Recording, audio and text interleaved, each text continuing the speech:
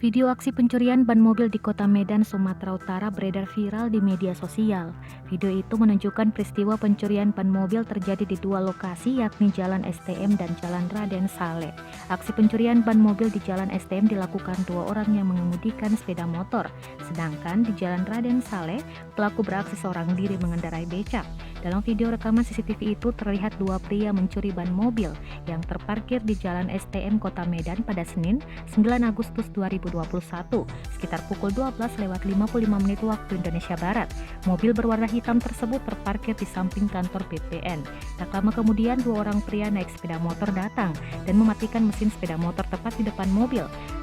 Seorang pelaku menunggu di atas sepeda motor, sedangkan satu pelaku lagi berusaha mempreteli ban. Pelaku tampaknya sangat lihai karena saat ada warga yang melintas, ia cepat berpaling dan berpura-pura mendekati motornya.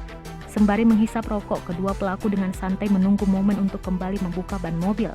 Pelaku lalu jongkok dan kembali mulai mendekati mobil untuk melanjutkan membuka ban depan sebelah kiri yang tertutupi tembok saat diparkir. Setiap ada warga yang melintas, pelaku selalu berpura-pura kembali ke dekat motor menunggu suasana aman kembali. Setelah menunggu, pelaku akhirnya berhasil membuka ban. Dengan sigap, pelaku membawa kabur ban, naik ke atas sepeda motor dan meninggalkan lokasi.